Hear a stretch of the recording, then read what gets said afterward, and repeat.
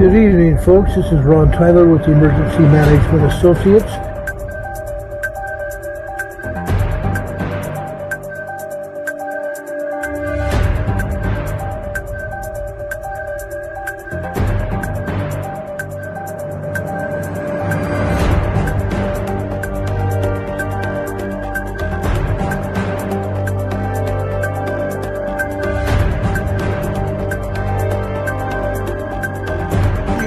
This is Ron Tyler with the Emergency Management Associates coming to you live from the crossroads of the West in Lake City, Utah. The time right now is 7:05 p.m. There's been very clear on the backside of the sun, and the earth is rotated and the sun is hitting. The earth is rotated around 3.5 miles southeast of the earth is now in the solar wind. Also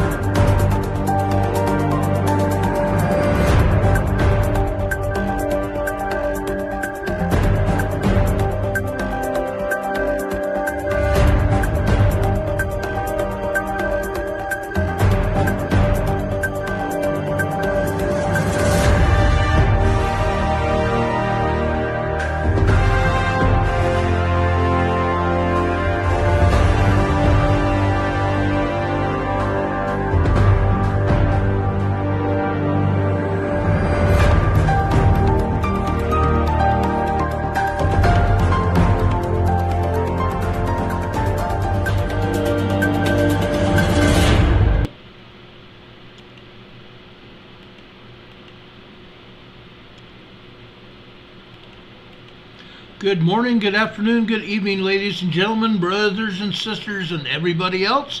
Welcome to Emergency Management Associates, coming to you from the Area Command 392 miles west of Kitty Hawk Beach, North Carolina. As we've been doing for quite some time, we're going to start off this broadcast with the salute to the United States of America. And excuse me if I don't recognize your own countries where you're from. I appreciate and love your countries as well, and I wish I could give you your national anthems. One day maybe I will. But folks, tonight we're going to start off with our country's Pledge of Allegiance and the United States national anthem. I would ask everybody to please stand.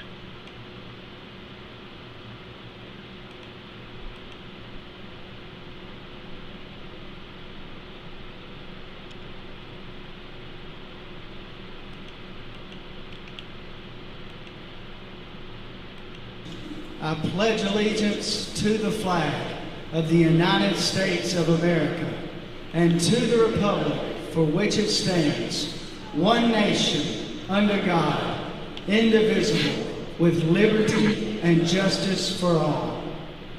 Now would you make welcome straight from Washington, D.C., the United States Army Corps Quartet. Yeah.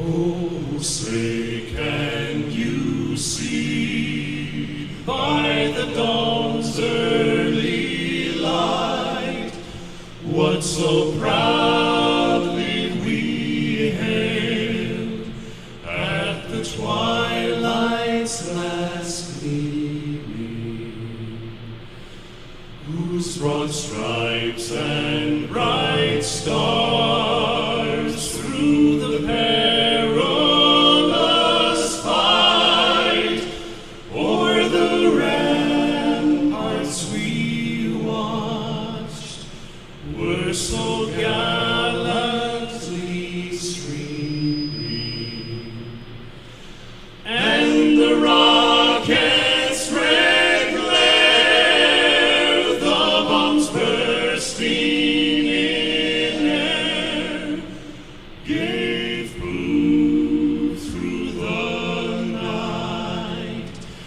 that our flag was still there.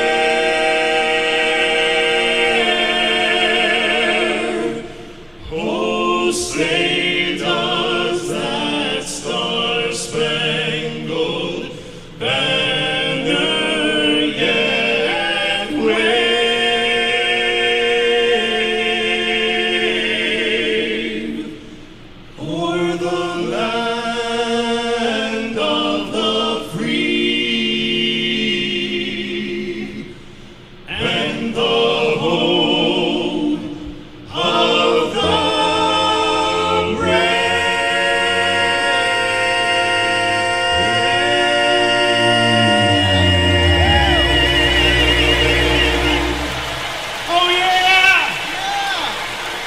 Come on, folks, let them know it. Let them know it. America's finest right there.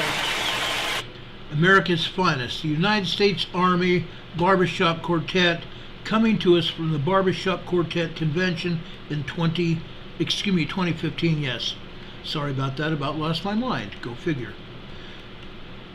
We love these military members who give their lives for us. They take out time of their own lives, what could be their own businesses, in fact, protecting our country, serving our country. We want to thank also our allied members of their armed forces who join us in helping protect the world. May God bless you all. Thank you for your service, and we pray that you can all return home to your families in safety as your tours of duty end. And thank you for your service again. God bless you all. Folks, we are deviating a little bit from our normal program tonight. Tonight, besides me being a cowboy tonight, thank you very much, this is the only cowboy hat I have because I couldn't find another cowboy hat that fit me, whether white, brown, or green. Could not find one. I've got a huge head, a size 7 3/4, not even 7 3/4, 7 5/8, 7 5/8, 8-inch hat. Go figure. Got a big head. Okay. Anyway, guys, I decided to wear this get-up for you tonight. I've got on my grandfather's shirt. Okay. Fathers know a lot. Grandfathers know it all. Except for grandmothers. We grandfathers think we know it all, but it is the grandmothers in the crowd that know it all, that do it all, and we thank them as well. Anyway, guys, we're going to skip around here a bit. Today is the 54th anniversary. The 54th anniversary of men landing on the moon. Men landing on the moon. And I have decided to pay tribute to not just NASA, but all of the people throughout the world that helped make that moon landing possible. And yes, folks, it was people from around the world. It wasn't just the United States of America. The United States of America set a goal back in 1963 to land man on the moon before the end of the decade. And they did. NASA accomplished the goal because there are a lot of great Americans and there were great people around the world that gave us that opportunity. And tonight, I want to pay tribute to each and every one of them. This is the night, July 20th, 1969, AD. Men landed on the moon. These people right here. Yes, I'm sorry, this is just a bit too large, so I'm having to round it back down. These three men here. Michael Collins, the command module pilot, is on the right. He was in a spaceship that was like a stratovolcano, very symmetrical in shape. All three of them lived in that symmetrical cabin all the way. It took 4 days to get to the moon. Then Neil Armstrong and his partner to the left of him there, Neil Armstrong is in the center, his partner Edwin Aldrin, joined him in the lunar module, and you see the mock-up of the same lunar module standing behind them. All three journeyed to the moon. Only two of them, Armstrong and Aldrin, made it to the moon. Now, folks, I'm going to be showing you two videos. The first video is the video from the Apollo Flight Journal. I left a message for them and told them we were going to be showing this on our program tonight. I wanted to give them credit for it because they are the ones that put this together. I believe in my heart of hearts that everybody needs to see this. And that's another reason I am giving them credit. They put it together, and this is a fine video for you to see. Men landed on the moon, July 20th, 1969. Men landed on the moon. Now, folks, this is not just a fallacy. This actually happened. Okay? The last time I showed this, I got so much, what shall I say? I got so much flack it wasn't funny. Oh, we didn't land on the moon. That's a fallacy. Oh, we didn't land on the moon because the Earth is flat. We didn't land on the moon because it was an enactment on the ground in Houston or in Arizona. Folks, I believe in my heart of hearts that we did land on the moon. Tonight, I'm going to replay that moment for you. Tonight, I'm going to show that moment to you. The first one I'm going to show you lasts about 9 minutes. I want to show you this because this is the actual air-to-ground, air-to-space communication between the Eagle, which is a lunar lander, Columbia, which is the Apollo 11 spacecraft that's orbiting around the moon with Mr. Collins in it, Michael Collins in it, and Capcom, which is a capsule communicator. The flight director is Fido, F-I-D-O, and any other people or synonyms that come up, I will explain them during the presentation of this video. This is a cool video, okay? I want to make sure that everybody here can see it. Please, folks, listen, this is fantastic.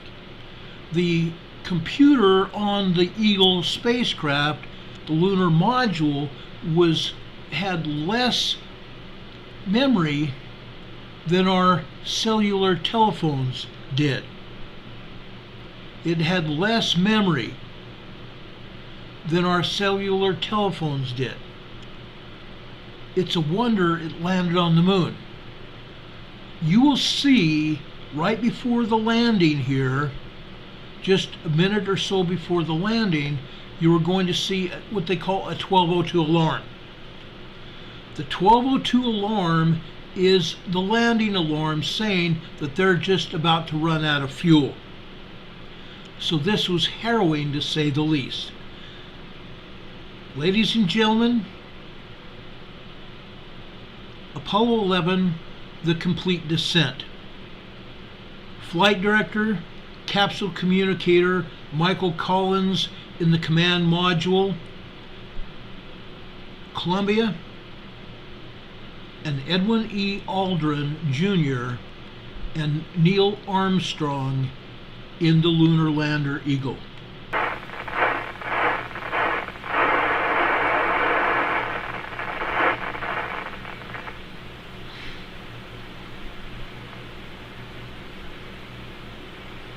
Over on the right side, you see the descent. Okay, we got data back. Radar flight looks good. Raj. 2,000 feet. Raj, 2,000 foot Del H. We got good lock on.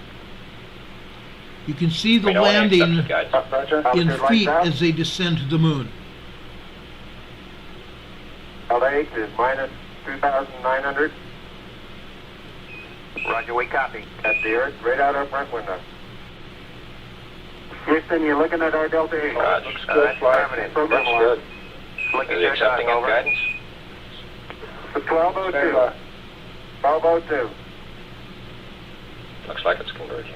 Good radar data. Altitude now 33,500 feet. That's the first 1202 alarm. Yeah, the same thing we had. Flight, retro. Go retro. Throttle down, 6 plus 25. Give us a reading on the 1202 program alarm. We're going that flight. We're going that alarm? Roger, we got, If we're it doesn't going real that cover, alarm. we go. Right. He's taking it off H now. Roger. The MCC on the left is the manned spacecraft Throttle down, center. Plus 25, throttle down. 6 plus 25, throttle down. Flight Fido converging on Delta H. Roger. 6 plus 25. Flight control, we have velocity. Roger. We're still go. Altitude 27,000 feet. Same alarm, and it appears to come up when we have a 1668 up. Roger, copy. Okay, we'll monitor his Delta H flight. Roger. I think that's when it's getting it. Okay. Eagle Houston will monitor your Delta And his H. alarms. Roger. Delta H is beautiful. Delta H is looking good now. Roger, Delta H is looking good Okay, now. all flight controllers, hang tight. Should be throttling down pretty shortly. Throttle on time. Roger, You confirm throttle down. Better in the simulator. Right. How's it looking, guys? Eggs and things look real close. You want him to stay out of 68? Negative flight. I just said we'll monitor the alarms. Okay. Okay. Flight control. Altitude now 21,000 feet. Still looking very good. Gate now well may be the problem here, and we can monitor Delta H. Roger. Flight Fido looking real good. Roger. Velocity down now to 1,200 feet 7 per minutes, second. you're looking great to us, Eagle. Talcom, how you looking? Okay, Look I'm good, still on Roger. full, so we may tend to lose as we gradually pitch over. Let me try auto again now. See Gonna what try the happens. stirbo again, Roger. Don. Copy, flight. Okay, looks like it's holding. Roger, we got good data. We on stirbo, Don? That's a birdie flight, and it's holding in there pretty good. Roger. Okay, everybody, hang tight. 7.5 minutes. 7 minutes, 30 seconds into the burn. Fixed the velocity's beautiful. Roger. Flight control. Altitude 16,300 feet. Descent to fuel crit. Flight is To fuel only. flight is the flight director. Critical. Roger. Descent to fuel. Eagle Houston, it's descent to fuel to monitor, over. 42. Altitude Flight 13,000 Fido feet. looking real good. Roger. Velocity 9,100 feet Give per us an second. estimated switchover time, please, Houston. Roger, stand by. You're looking great at 8 minutes. Got an estimated, what's our T-go, guidance? 30 correction on that 64. velocity now reading 30 seconds. 760 you feet got per 30 second. seconds to T64. Okay, we still got landing radar guidance. Affirm. Okay. Is Roger. it Oh, converged? it's beautiful. Is it converged? Yes. Okay. Flight Fido, we go. Look real good. Roger, Fido. Fido says we're go. Altitude Eagle Houston 9,200 coming up feet. 8:30. You're looking great.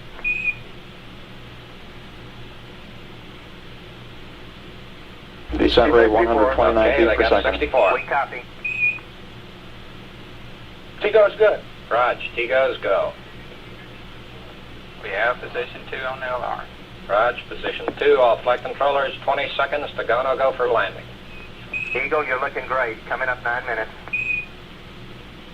We're now in the approach phase. Everything looking good.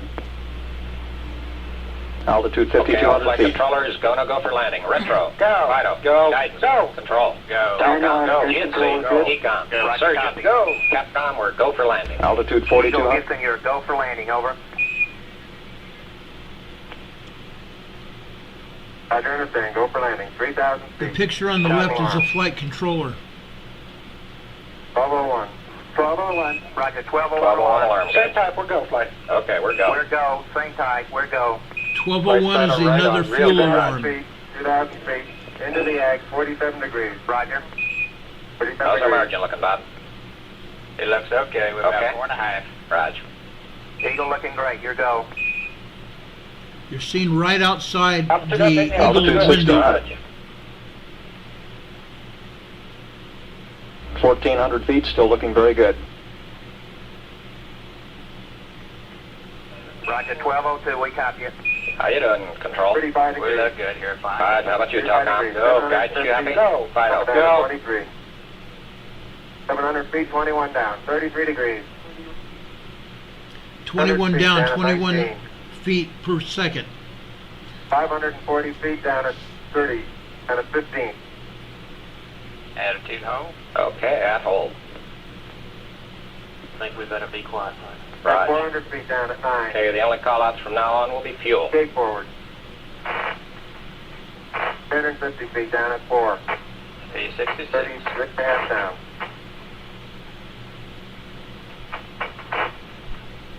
Your tank's on horizontal velocity. 300 feet down 3.5. 47 forward. Put up. On 1 a minute. 1.5 down. 70.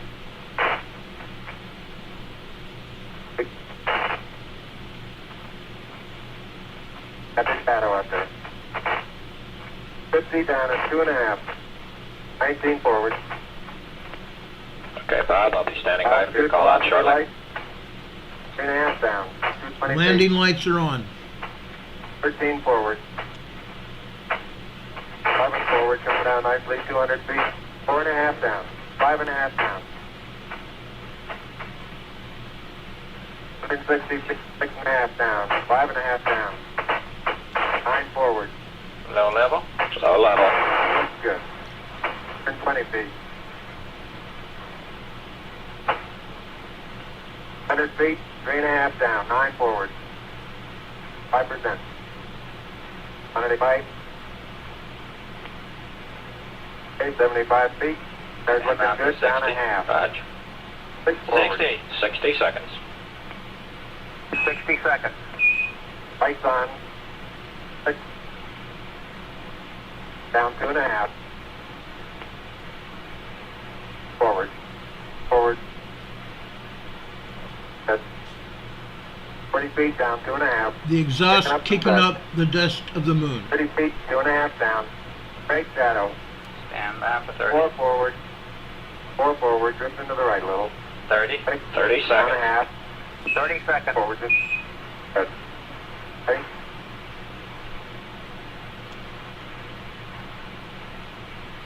Contact light. Okay, engine stop. APA at a descent. Mode control both auto. Descent engine command override off. Engine arm off. Port 13 is in. We've had shutdown. We copy you down, Eagle. Okay, everybody, T1, stand by for T1. Tranquility Base here. The Eagle has landed. Roger, Tranquility. We copy you on the ground. You got a bunch of guys about to turn blue. We're breathing again. Thanks a lot. The most famous words of man Thank on the you. moon. You're looking good here. Okay, we're going to be busy for a minute. After Armand, take care of the descent. I'll get this Okay, all flight controllers, about 45 seconds to T1, stay no stay. Flight. Go, guys. 14+2 looks beautiful. Roger. Very smooth touchdown.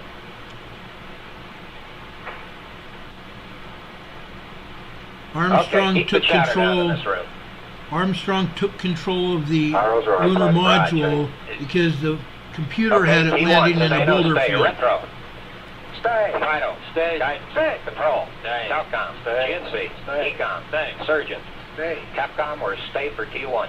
Okay, it looks like we're bending the oxidizer now. Roger, Eagle, and you're stay Right, for control. T1. Go, Over. control. Eagle, We're you're bending on. stay for T1. Betting on. Just And we Sam, stay for T1. Roger, and we see you venting the ox. T1 is a Arrows, 15-minute Roger. period, the Roger. first 15-minute period on the moon. They're authorized for the first 15 minutes. Okay? That was beautiful. People around the world were seeing the landing on the moon.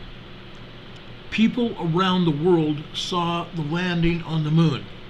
There were ticker tapes in Washington, in New York City. Ticker tapes coming down onto the roadway. The video from the major TV networks was broadcasting the landing on the moon live. When they landed on the moon, it was large around the world. Germany, Austria, Belgium, Sweden, Australia, Japan. Everyone around the world was heralding man's landing on the moon. Now I'm going to play you a very vivid description of what actually happened during the landing on the moon.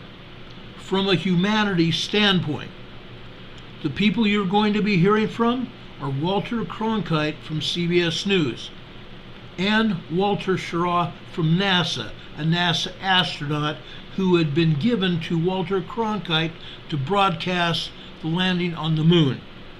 Ladies and gentlemen, I give you those men tonight, as it appeared on July 20th, 1969. This is the CBS News with Walter Cronkite. I believe that this nation should commit itself to achieving the goal before this decade is out of landing a man on the moon and returning him safely to the earth. Good morning. Man is about to launch himself on a trip to the moon from this Florida launch complex. Astronauts Armstrong, Collins, and Aldrin sitting there atop the great Saturn rocket in their command module. My palms are sweaty. That's you're now a member of the mission launch team. 6, 5, 4, 3, 2, 1, 0.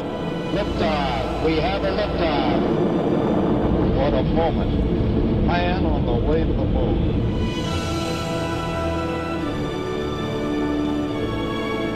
It seemed that the whole world stopped as man set out on the adventure to escape from his own planet and to set foot on a distant one. Hello there, Earthquake. Hello there. 11, Houston, if that's not the Earth, we're in trouble. The lunar module cutting itself free from the command module, beginning the maneuvers which should place it on the surface of the moon. Roger, Eagle, send dot. Roger, how does it look? The Eagle has wings. Houston, you're a go for landing, over. Roger, understand, go for landing. 30 feet, 2.5 down. We're drifting to the right a little. 30 seconds. Oh, jeez. Tranquility Base here. The Eagle has landed. We're home. Man on the moon. Boy. Okay, we're going to be busy for a minute. There he is. There's a foot coming down the step. I'm at the foot of the ladder. Armstrong is on the moon. Neil Armstrong, 38-year-old American, standing on the surface of the moon on this July 20th, 1969. That's one small step for man, one giant leap for mankind. Well, for thousands of years now, it's been man's dream to walk on the moon. Right now, after seeing it happen, knowing that it happened, it still seems like a dream. Go ahead, Mr. President. This is Houston out. Hello, Neil and Buzz. This certainly has to be the most historic telephone call ever made from the White House. Thank you, Mr. President. Honor for us to be able to participate here today. We think that you've done a magnificent job up there today, over. Thank you very much. It's been a long day. Man has landed there, and man has taken his first steps there. I wonder just what there is to add to that. I wonder what there is to add to that. Men landed on the moon. What an amazing, literally amazing feat that was. To see the launch of that magnificent rocket 100 stories in the air. Men had traveled on that same rocket. Well, it wasn't this same rocket, but it was a rocket just like it, to orbit around the Earth. And later, in Apollo 8, 1968, in December, astronaut Lovell and Borman, Frank Borman, and I don't remember the other astronaut that orbited around the moon at Christmas time in 1968, and read from Genesis about how the Lord created the heavens and the earth. What a magnificent time. What a magnificent time that was. To see men rocketing into space. This time to land men on the moon.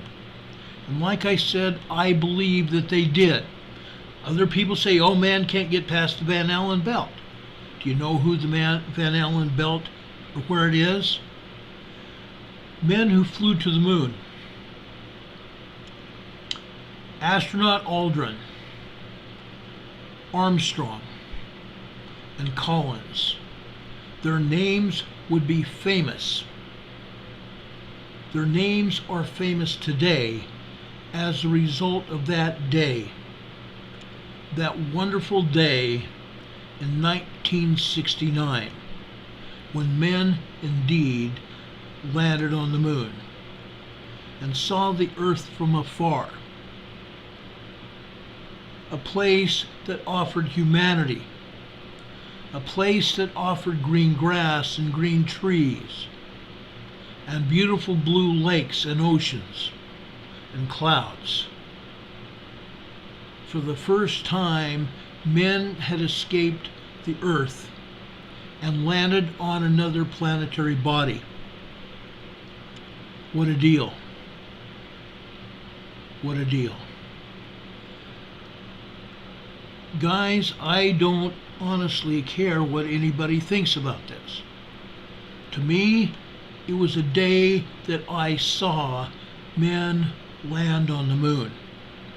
I was 14 years old, sitting in front of my parents' television set in Fargo, North Dakota, with my family and some of my friends with me, watching this landing. At the time, I didn't know what those 1402 or excuse me, not 1402, 1202 and 1204 alarms were. Later, when I found out, I too would have been worried. But again, the flight controllers, and that was another man, and I can't remember his name right off the top of my head.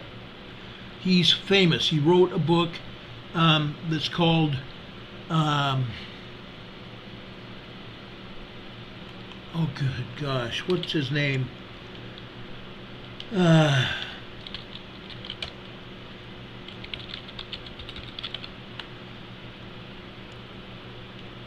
Oh gosh, I can't even remember his name.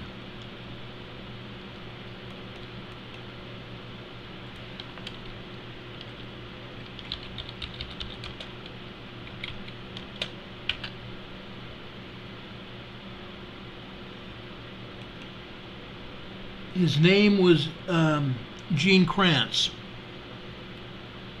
He's written 2 different books about what he experienced on the way to the moon, watching his astronauts from the flight control in Houston.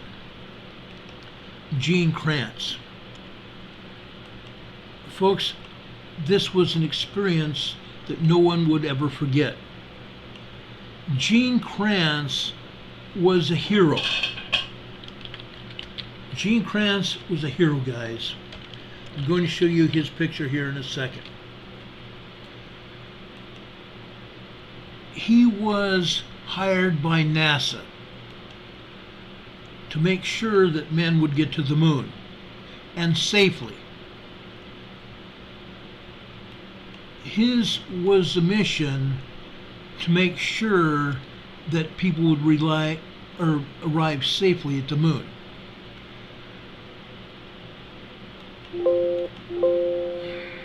Give me a second here. There I am. Okay, I'm going to get you a picture of Gene Kranz here in a second here. If you'll just give me a second.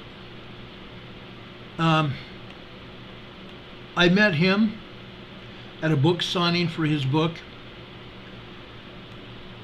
I met Walter Cronkite in 1996 at the Republican Convention in 1996.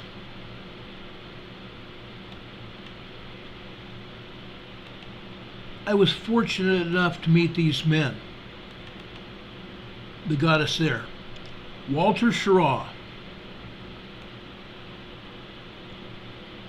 was on board Apollo 7, which went around the Earth, on a test flight around the Earth. He later commanded a space shuttle. He was a NASA commentator for CBS News. Later he got involved in politics, where I met him in Denver at a political meeting that I went to. This is Gene Kranz. He was the flight director for Apollo 11 and for all the other Men to the Moon projects through Apollo 17, which was the last man landing on the moon. Gene Kranz has nerves of steel. The vest that you see Gene Kranz wearing, every moon flight, his wife sewed him another vest. He had another vest with the flight emblem on it. Imagine a wife that took the time to make sure her husband had something of quality to wear on those days when he was pulling his hair out, making sure the astronauts and everyone involved with the program were safe. The man with nerves of steel, Gene Kranz. God bless his memory. He passed away a few years ago. A great man. Mike Collins and Neil Armstrong died a few years ago as well. I had a friend of mine in San Diego that drove up to Los Angeles recently to meet with Buzz Aldrin. That was his nickname, Buzz. Edwin E. Aldrin was his given name. Edwin E. Aldrin has put on some years. He's older now. He still talks about what happened there at the moon and his trip there. What a magnificent story. Anyway, folks, yes, I'm wearing this getup. Okay? I decided to be a cowboy tonight, a renegade, because a lot of people don't like me talking about what I just did. But I still believe. Some people believe in Santa Claus. Others believe in the Tooth Fairy. I believe in man. I believe in the American dream. I believe in everyone around the world. Your dreams and aspirations have merit. Some men can go to the moon. Some men can walk across their homes. And I'm not just talking about men. I'm talking about women and children as well.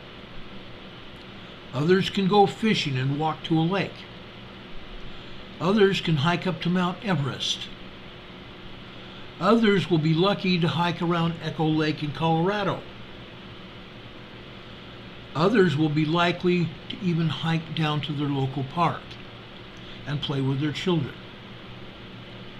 We are very lucky today for what we have. Gene Shannon says, I'm loving the hat. Thank you, ma'am. Thank you very much. Folks, I want to echo the fact. We have mostly freedom where we all live. Our freedoms are gradually being taken away. We spent a lot of time talking about that.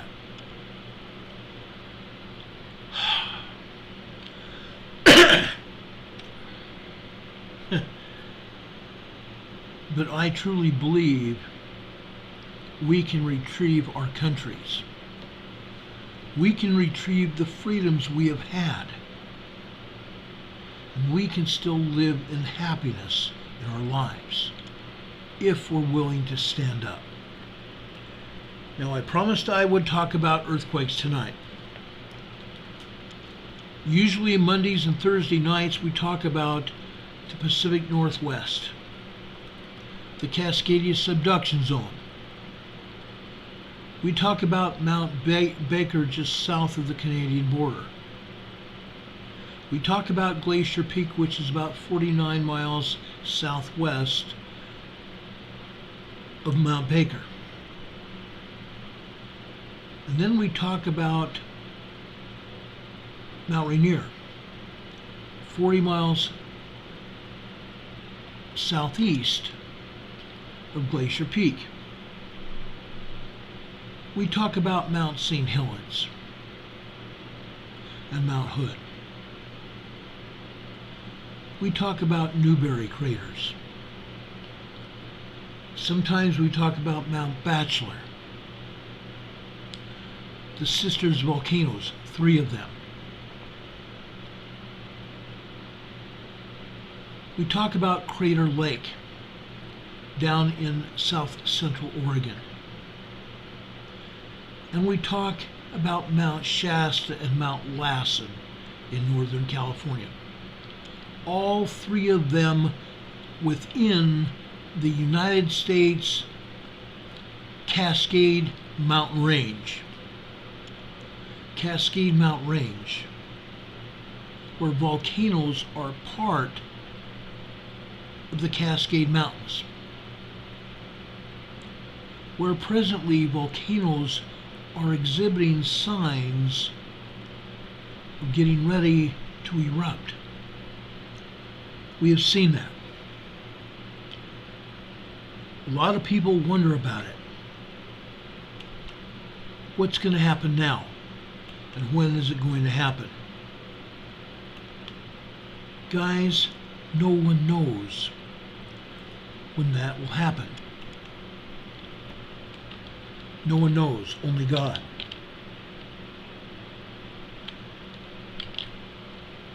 Nobody knows. Folks, we have gone and talked about this most of this week, but we have not been able to show you the information that we have gathered this week, only because there have been other things that have come up. Other things where we ended up not having time to talk about it.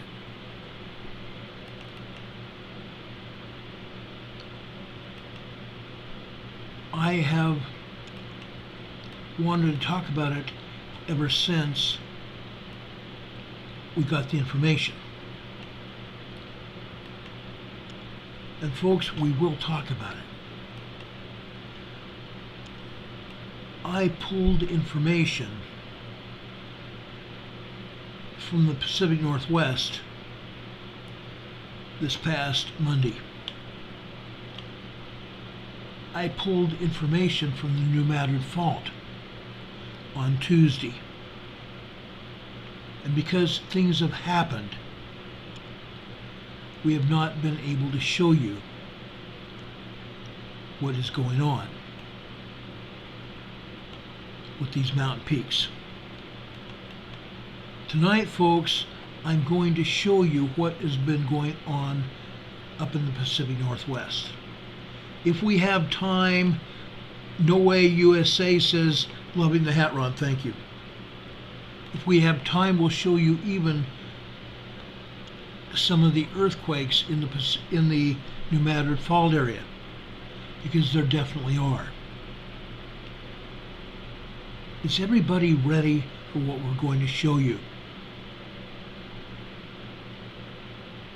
Folks, my whole idea of showing you this information is based on your safety, based ultimately on your safety and what's going on, because the agencies are not going to tell you about it. Much like that earthquake yesterday that I showed you.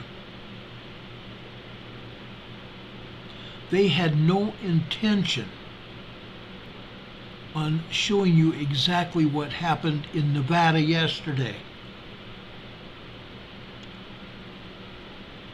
They gathered information on the back seismologist study page, and they let that information stand for 6 hours until they decided to alter it. I showed you that information as well, where they took 14 seismographs,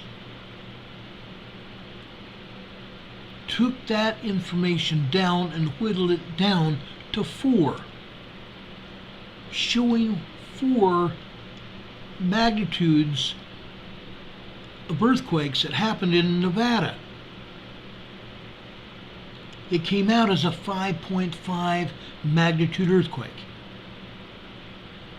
They whittled it down to a 4.6, a 90% downgrade. A 90% downgrade. And they thought, oh, it's all right. Nobody will know. How do you go from a 5.5 down to a 4.6? And they first whittled it down to 5.1 and then decided to go for broke to 4.6. A very large earthquake, 5.5. A very large earthquake. How does that happen?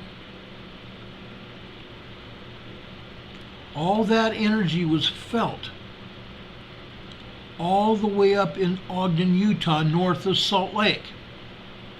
It was also felt down into Arizona and out into Los Angeles. How is that possible if it was a 4.6 earthquake?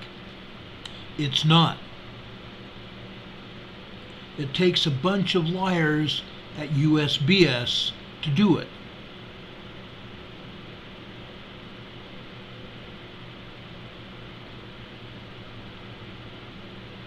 Thomas Lerod, the TRD, please do not use caps.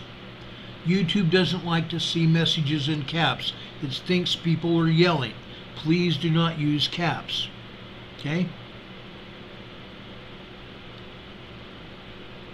Thomas is saying, anymore it's hard for me to believe anything that NASA is saying. I'm very sorry. Just like I can't believe anything the United States Geological Survey says or puts out. Because again, yesterday we caught them in a huge lie. Downgrading an earthquake to bare minimums. Guess what? Today, I caught them upgrading a 2.4 earthquake to a 4.6 down in southern Sumatra. From a 2.5 minor earthquake to a 4.6 moderate earthquake. 2.6 earthquake where nobody's going to feel it, to a moderate earthquake that they just not feel, but see plates rattling and falling out of cupboards, and books falling off of shelves, furniture moving. USGS might tell them, well, a 2.5 you're not going to feel, but you're going to feel a 4.6. What's wrong with this agency? It's bad. It's bad. Yes, I want to believe NASA at this point in time. I do. But I can't believe the United States Geological Survey. Yesterday, today, or ever. Canadian Patriot says even if a quake or volcano was happening, they would deny it, unfortunately. Our lives mean nothing to them, in the Canadian Patriot's opinion. And that's my opinion as well, because I have seen what they do. I have real problems with it. Folks, this is a seismogram that I pulled of Mount Rainier on Monday. The same kind of events are happening at Mount Rainier today. Different, but the same kind. Earthquakes and tremors. The top of this seismogram, folks, this is a graph that starts at this point in time at 9 p.m. Pacific time on Monday. Actually, this is Sunday night. No, yes it is. This is Sunday night into Monday. Okay? The top of this is Sunday night into Monday. You're seeing tremors here. What appear to be tremors. Well, folks, see that dark blue one almost in the middle of the top here? This appears to be a 1.8, 1.9 tremor. Could possibly be a 2.0 earthquake. It's close. The others up here are tremors. 1.5, 1.6, 1.7 over on the left. Okay? That one in the middle is possibly even close to a 2.0 minor earthquake. But the problem here is this.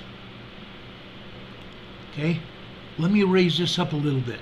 Scroll it up so you can see it. In the morning, okay? Early in the morning, all of a sudden the volcano has a lot of magma coming into the volcano, and that's what you see here. Each line on this seismogram represents a 15-minute time period. So what you're seeing on each one of these horizontal lines is 15 minutes worth of activity. Lava activity.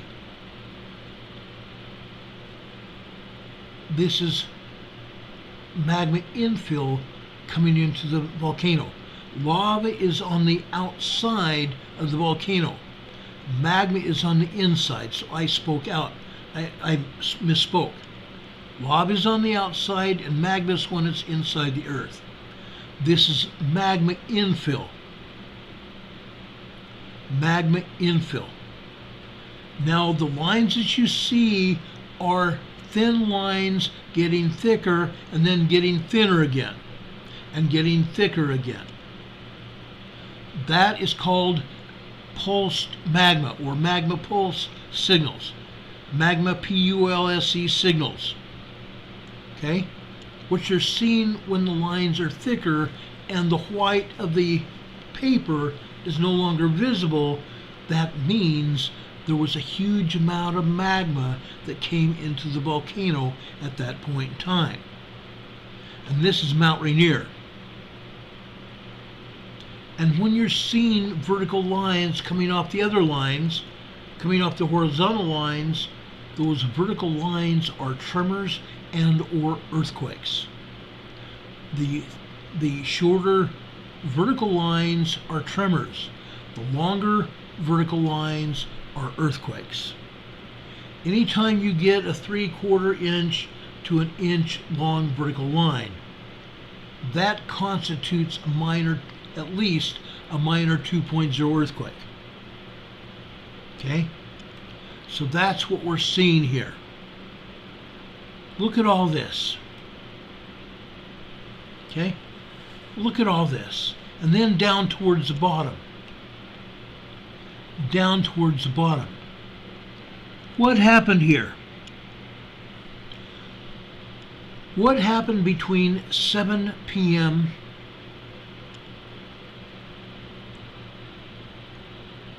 and 7:30 p.m.? They turned off the seismograph. That empty space is where they turned off the seismograph. It's no longer putting out any information from the volcano. Then all of a sudden it starts up again. All of a sudden it starts up again at 8 p.m. It goes about 1, 2, 3, 4 minutes. Well, no, it goes 3 minutes, and they shut it off again.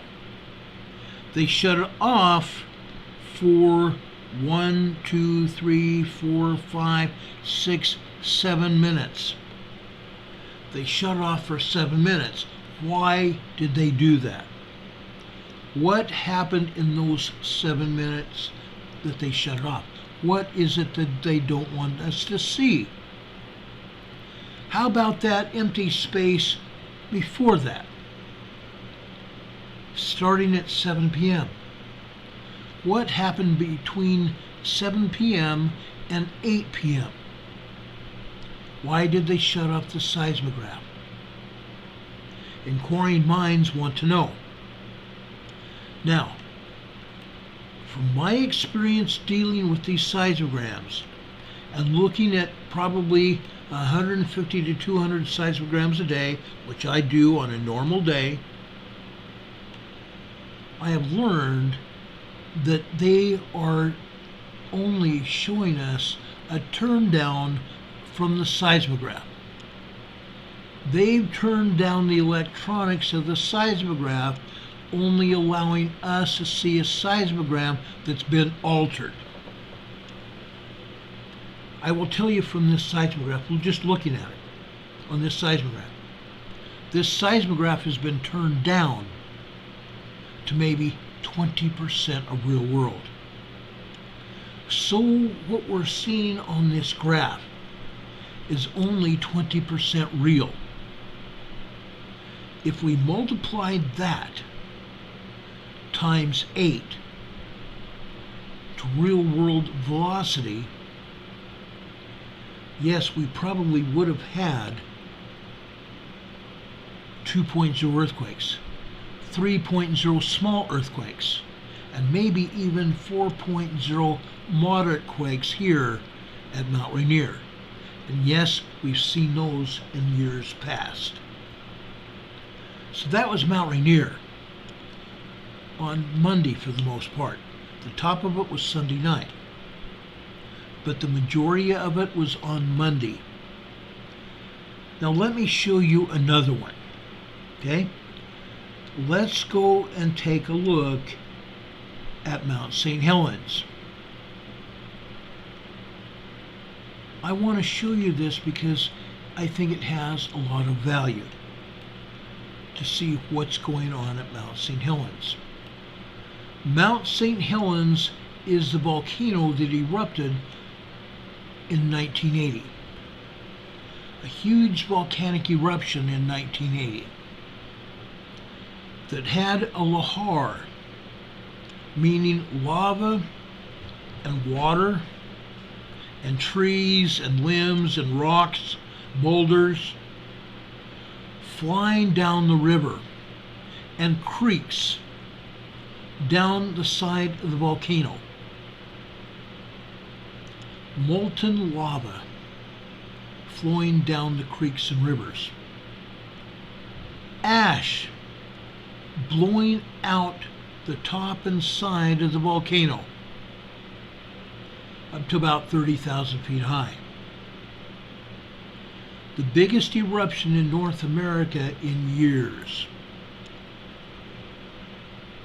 There hadn't been really a volcanic eruption since 1917 when Mount Lassen erupted last.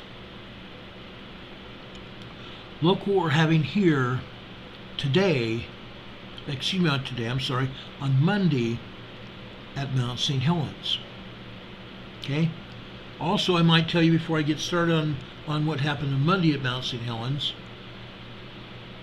and I believe it was 2006, Mount St. Helens had a minor eruption. Nobody was killed, and there was very little destruction from that minor eruption. The first one in 1980, many people were killed. Many people were killed. And tons of property was completely demolished from that eruption. From the lava, the lahar, and the shaking. Before I show you this, well, I'm showing it to you now. You can look at it. What else happened?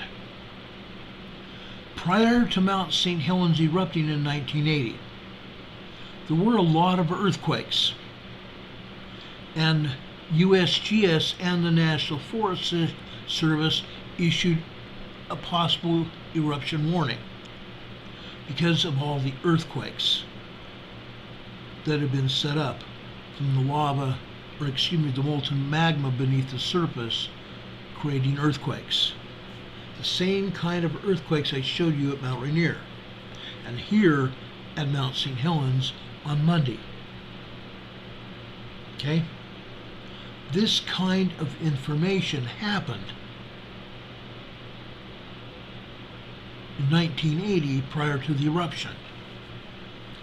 Then all of a sudden, the seismic activity deadened down a little bit. There wasn't as much seismic activity. When the seismic activity was such that they thought it was going to erupt and they issued their warning, they evacuated people from the area, told people not to get anywhere near it. James Baraka just gave us a $5 super chat. Thank you so much for that. We really, really appreciate that. That means the world to me. I'm giving you a heart, James. Thank you so much. Thank you so much for doing that for us. We appreciate it. But when the earthquake slowed down at Mount St. Helens in 1980, USGS and the Forest Service allowed people back into the area. People from USGS, scientists, people that lived in cabins on Mount St. Helens, people at visitor centers around the area, they let back into the area because the earthquakes started going down. Well, guess what? A day or so later, the earthquake started up, and there was a violent eruption at Mount St. Helens. And it killed people because the agency thought, oh, it's going to be all right. Maybe we acted irrationally in evacuating the people. One of their own scientists was burned beyond recognition.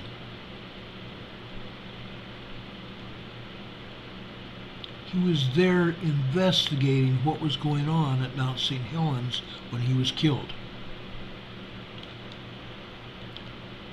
Mount St. Helens is a violent bird. Okay? It could erupt at any time. Look at the information that I'm giving you here.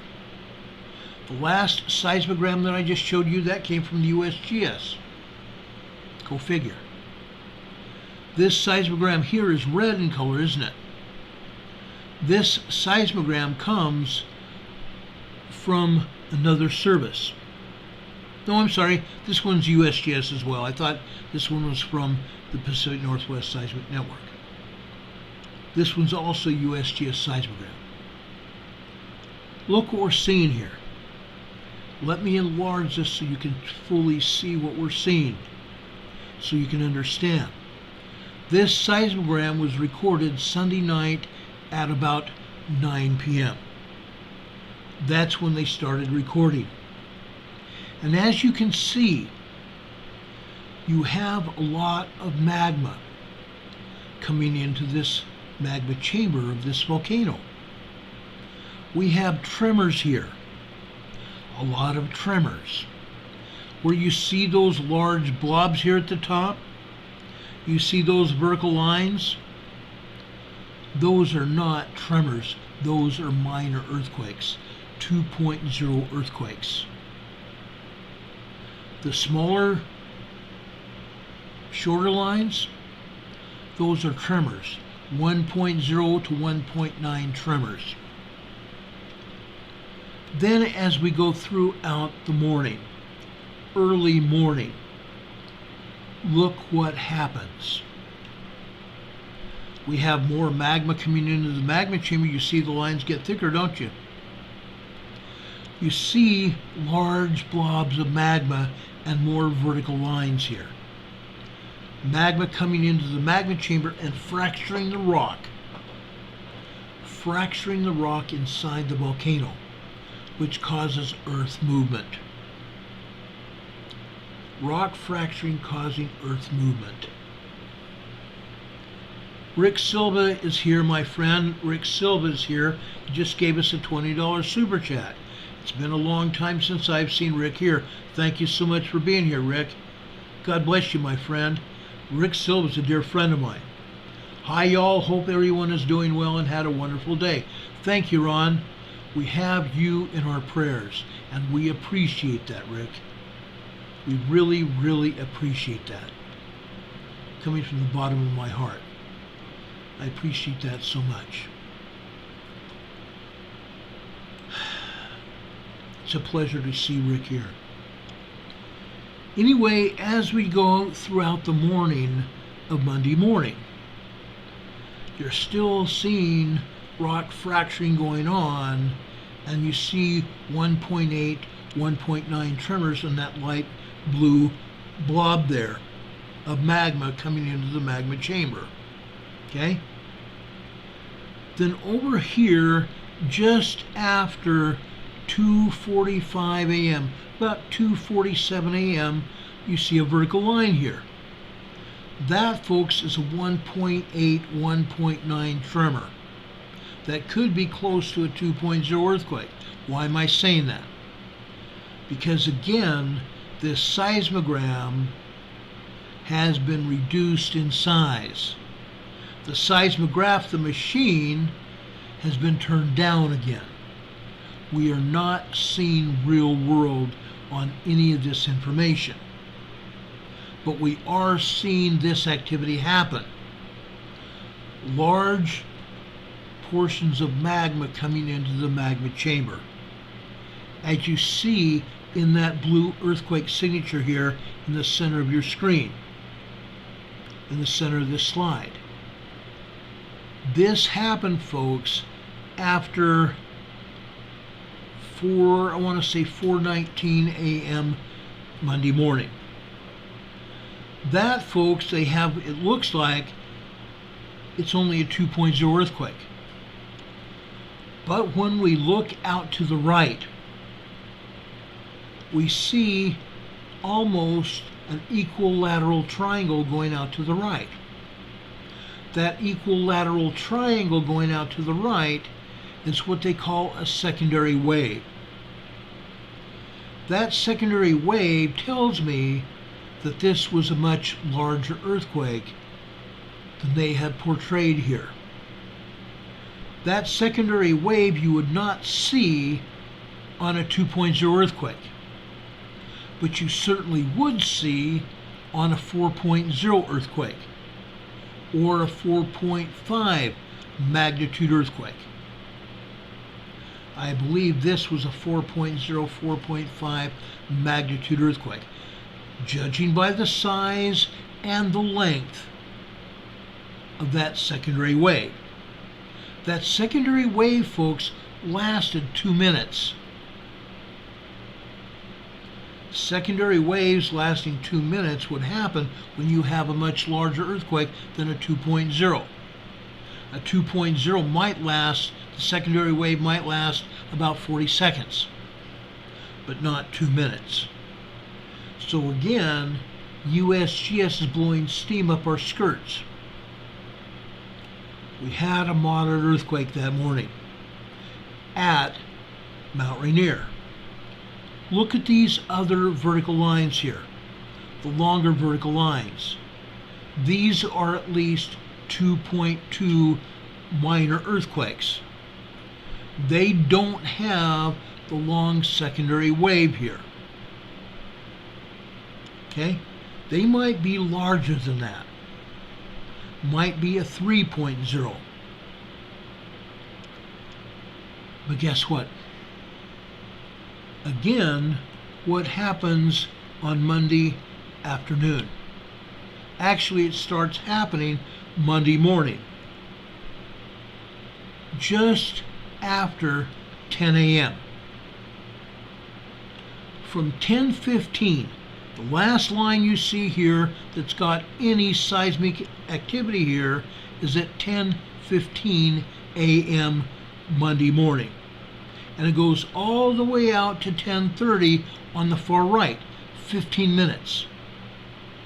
The line is fairly thick, meaning there's magma coming into that magma chamber.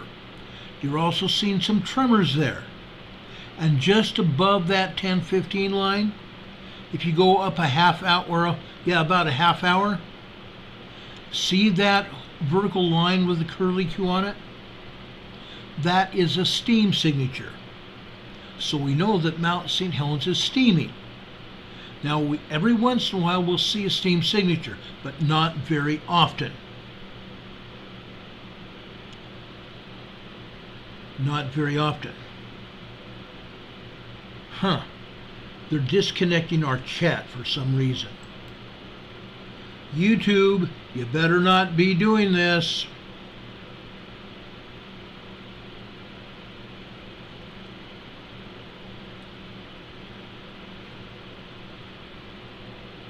We have a really good signal here coming out of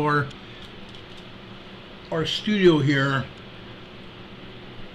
in North Carolina. We have a good internet signal. It's 26 kilobytes per second, 2,700 kilobytes per second. It's varying between 2,700 and 2,629, so we know we're here. Hurricane Heather keeps saying we're losing chat. I see that here. I hope you guys can hear me.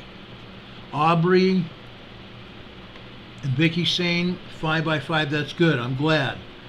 At least you can hear me. And you can see what we're showing you here. After 10:30 in the morning, they shut the seismograph down. They shut the seismograph down. Why? Why did they shut it down? They didn't turn it back on until after 8 p.m. Monday night. It was at 8:01 they turned it on again. They turned it on for 2.5 minutes and turned it off again for another 30 seconds. Turned it on for 30 seconds and turned it off for over a minute. And you can see what's going on down here at the bottom. They turn it on, turn it off, turn it on, turn it off. And then finally they do turn it on. But what happened during this period here where they turned off the machine? Why did they turn it off? Look at what happened before they turned it off. All this volcanic activity happened at Mount St. Helens.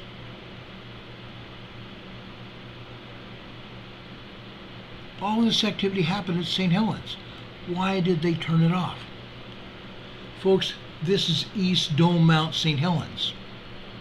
This is one of two seismographs sitting on the summit of Mount St. Helens. And don't tell us that it fell over, because it did not. When they turned the seismograph back on, it started recording information again, right there. So there was nothing wrong with the seismograph except them turning it off. Okay? Again, this is the USGS that we're talking about. Not wanting us to see information. Unfortunately, we've seen this same activity before. Stephen Braden just gave us another $9.99 $10 super chat. Thank you, Stephen. We appreciate that. God bless you for that. God bless all of you that are participating in our super chat tonight. Thank you so much. We appreciate it. Folks, this is dangerous. What they are doing to us is dangerous. Not letting us see information. Chris and Cash was asking how would they know when to turn the machine off. As soon as they have information, whether it's radio information from the mountain itself to the USGS facility or the Pacific Northwest Seismic Network facility, that something is happening. Maybe they're turning it off there, but they're turning it off. You've seen the seismogram. They turned off the machine. Unfortunately, they've done a lot of that. They've done a lot of it. Now, I'm going to show you two more seismograms. One is from Sugar Bowl on the north side of Mount St. Helens. This is a bit different. Look at this. Different seismograph, different location, showing us different information. Okay, let's zoom in here and take a look at it. Again, this seismograph is feeding us information after 9 p.m. Seismogram starts at 9 p.m. Again, we see magma coming into the magma chamber. Okay, you're seeing small blobs of magma coming into the magma chamber after 9 p.m. The lines get thicker and thinner again. They're not that thick, but they're not that thin either. But you see this magma pulse signals happening, showing you magma coming into the magma chamber. Then, all of a sudden, after I'm going to say after 2 a.m. this morning, or that morning, 2 a.m. Monday morning, at about 2:02, there's a bunch of magma that comes into the magma chamber, fracturing rock in the magma chamber, causing an earthquake. This was at least a 2.2 earthquake, probably slightly larger than a 2.2. You see a very small secondary wave. There's 3 waves of an earthquake. The primary wave, you see the first. The secondary wave goes out to the right side. Then the third wave is called a body wave. It is the resulting wave after the secondary wave. It goes down the horizontal line. And depending on how thick it is or whether it is a rippled line is going to depend on how strong that earthquake was. When we see a good sized earthquake and they're not showing us the true magnitude of the earthquake, just like that last earthquake I showed you with that secondary wave that lasted so long, that was indeed a larger earthquake. They had turned down the seismograph. Okay? And then actually I should have showed it to you when I had the other seismogram on. It showed us a resulting body wave. So that earthquake was a bit larger. This one you don't see that body wave so much. Okay? All you see is a small secondary wave. So this was probably a minor earthquake. 2.2, 2.3, maybe 2.4. Okay? But how about this larger earthquake? This larger earthquake happened after 9:15 Monday morning. 1, 2, 3, 4. 9:04 a.m. Monday morning. This, just by looking at the height of this was at least a 2.5 earthquake. But look at the top and the bottom of this earthquake signature. It's been cut off. Look at the width of this earthquake. It's at least a half an inch wide. Folks, they cut off the top and the bottom of this earthquake signature so as to not give us an idea of how strong this earthquake was. Looking at the width of this earthquake, this was again another 4.0 magnitude earthquake. It lasted probably 45 seconds. That's what the result of that width is. It's a time element. When you see these vertical lines from top to bottom on the seismogram, those vertical lines from top to bottom are very thin. They're very light. Those vertical lines represent minutes. Each line 1 minute, going 15 minutes across a seismogram. So we know that each line, horizontal line, represents 15 minutes of time. This earthquake happened at 9:04 a.m. They cut off the bottom and the top of it, so as not to show us the strength of this quake. This was probably a 4.0 earthquake.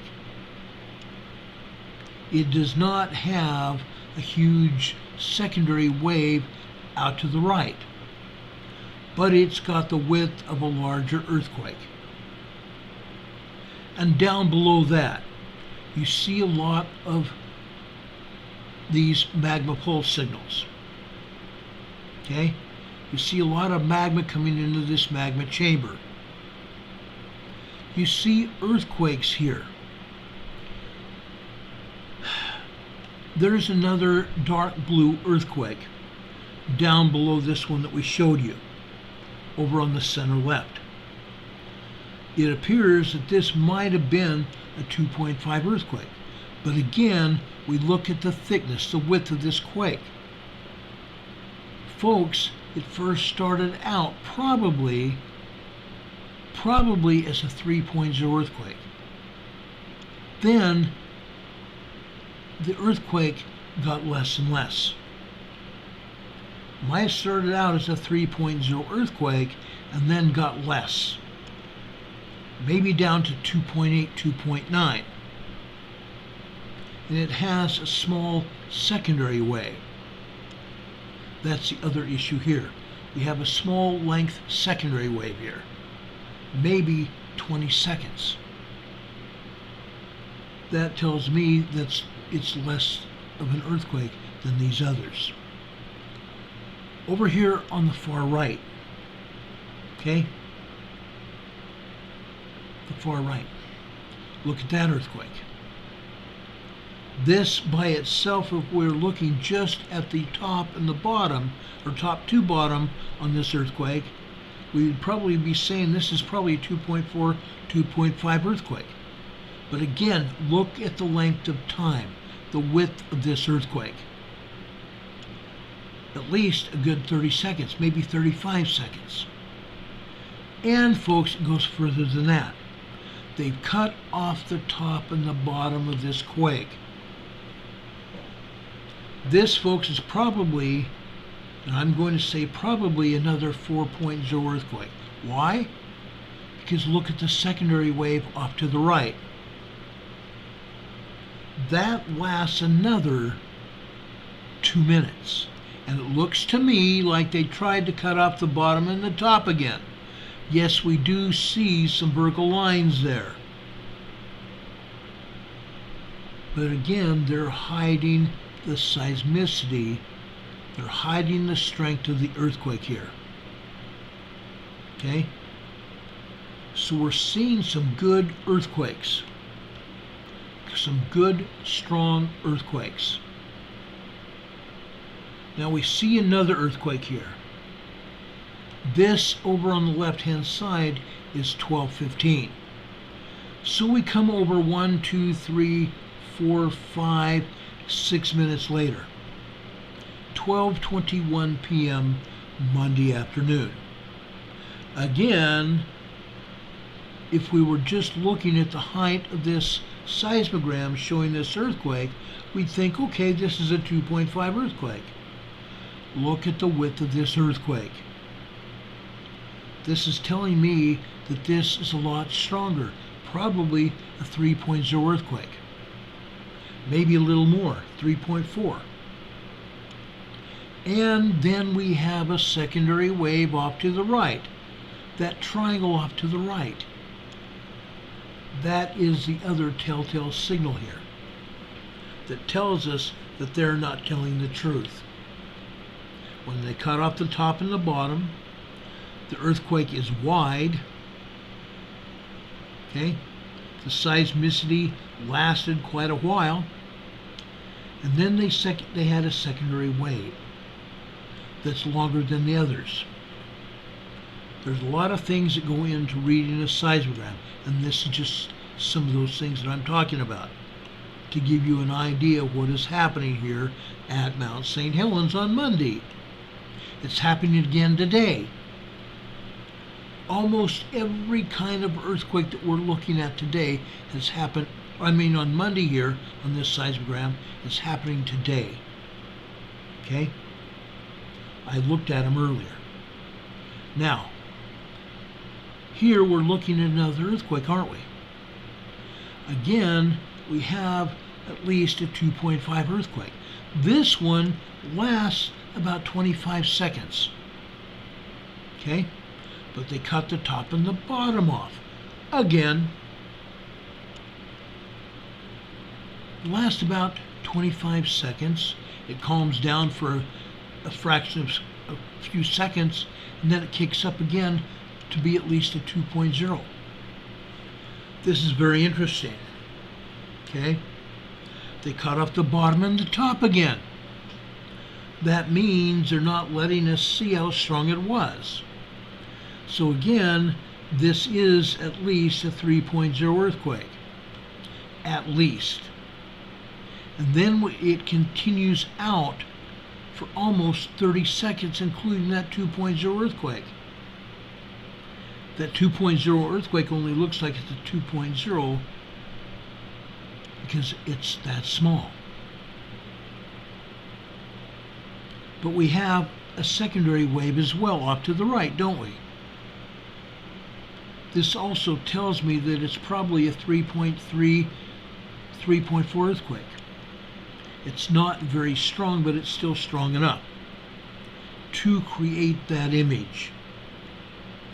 The rest of the time here, they turn down the seismogram. Again, you get these thinner lines, guys. Okay? You see these thicker lines above here with all the activity here. Then all of a sudden the lines thin out for an hour, and then they get thicker again. That tells me and tells us that they turn down the seismograph again. Okay? You know, I find it unheard of that these agencies would lie like this. But it happens. Now, I'm going to again refer to the time I spent on the road as a police officer. No, not working emergency management like this ad portrays. Yes, guess what, guys? I'm an emergency manager. I've done drills, I've done earthquakes, I've done hurricanes. I've done just about a little bit of everything. But folks, if I had done this when I was a police officer, they would have fired my butt and probably sent me to jail for falsifying a police document. In this case, I was a federal police officer. They would have sent me to the federal penitentiary in San Diego for falsifying a report. Yet that's exactly what they have done right there. They have falsified a document, a legal document.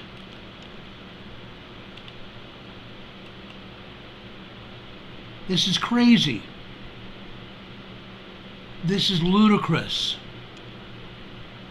One more Mount St. Helens document right here. This seismograph is located at a lake. Actually, it's not a lake. It's Tom, Dick, and Harry. It's another crater just north of Mount St. Helens. Now, this one here is a little bit different. Number one, it's a different location on the same ridge as Mount St. Helens. The same ridge as Mount St. Helens. I want you to look at this. Look at the image that I'm showing you on the seismogram. Okay? What is this? This symbol here has to do with magma temperature inside the volcano. This is a magma churn signal. A magma churn signal. This happens when you see superheated magma that is hotter than what they normally see at these volcanoes. Normal is what we just have been looking at on these other seismograms. So this is hotter magma. This is a magma churn signal. Folks, let's see how many lines that this magma churn signal takes up. And I'm talking about horizontal lines. Okay, so let's count here. 1, 2, 3, 4, 5, 6, 7. Folks, that is 26% of real world. 26% of real world. If we would have had a magma churn signal at those other seismograms, if those other seismograms had picked up a magma churn signal, we would know without equivocation that seismogram was wrong. Because the magma churn signals, folks, are usually 23 to 24 lines high. This one is showing 26% of what a new magma or a good magma churn signal would normally show. So they're lying about it again. Now I will even go to say, I'll stick my neck out because I know it's true. If this one is at that same rate, and I will bet my bottom dollar on that. This one's 26% and so are the others. Meaning those earthquakes we talked about are at least 3 times their lengths. Meaning the 3.0 earthquake was really a lot stronger, about a 4.5 magnitude earthquake. And that 2.0, 2.2 earthquake was really about a 3.0, 3.5 earthquake. Okay? This magma churn signal tells a story. And the vertical lines that go out to the side, that is steam. Those are steam signatures. That very hot magma inside that volcano, magma is 6 to 7% water. 6 to 7% of water. And when that magma is so hot, it's boiling off the water in the magma. And then what happens? The water has to go someplace, doesn't it? It can go into the soil and be released from the soil. We have SO2 readings around all the volcanoes. Why is that? Because we see dead trees all around these volcanoes. SO2 kills the tree roots and the trees fall over. SO2, guys, sulfur dioxide, is released by the magma. Okay? When we have steam released by the magma, and I've shown this to you before, let me take this down for just a second. We have a lava rock at the top summit of the volcano. A great big huge lava rock. It might be pumice, it might be obsidian, but a lava rock. And when it has magma coming up from underneath, pounding on it, magma comes into these volcanoes under pressure, a lot of pressure, and it's pounding on that lava plug. That lava plug was left there after the last eruption. The lava cooled and left that rock here. Magma is coming into that volcano, smacking on that rock. And though that magma hitting that rock that hard is causing holes, fissures in that rock, isn't it? It's causing fissures to open up in that rock. And then that superheated air, that water vapor trying to escape the volcano, is making its way out through those holes. And when it makes it out through those holes, it's simply a science experiment here. We have those tiny holes there, made by the hot magma from underneath punching at that lava rock. And that steam, superheated steam being released from the magma, is also enlarging those holes, isn't it? It's a simple science experiment. Tim Bellwood is back. Tim Bellwood, thank you for being here. Tim's also a dear friend of ours, a longtime friend of the program. Thank you for being here, Tim. He just gave us another $20 super chat. Thank you so much, Tim. God bless you for that. We appreciate that. God bless all of you who contribute to our program. That means so much to us, keeping this program on the air, literally.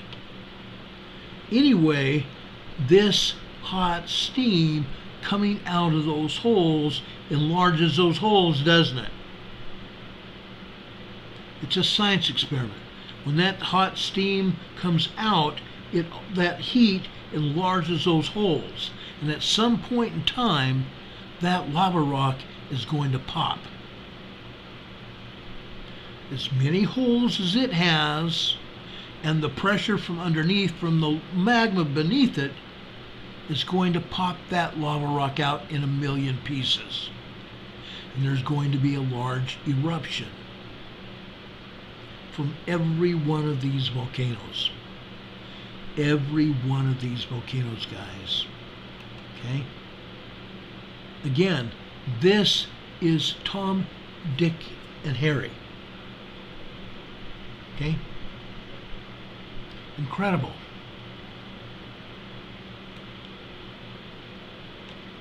Incredible.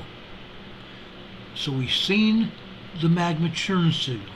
We've seen the steam being released from the magma there.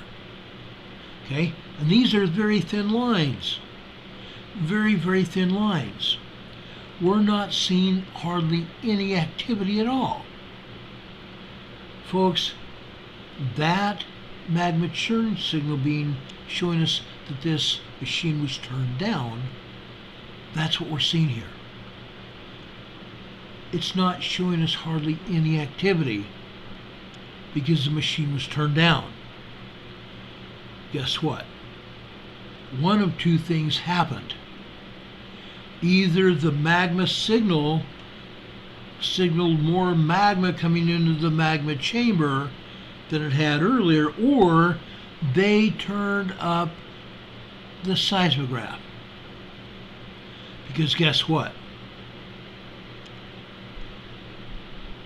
Later Monday morning after 10 a.m., all of a sudden they turned it up, and all of a sudden we had a lot more activity. A lot more magma coming into the magma chamber. Each line got thicker, didn't it? And we got a lot more tremors happening, and earthquakes as well. Look at this sequence here, Monday afternoon. A lot of activity here for about an hour, hour and a half. Okay?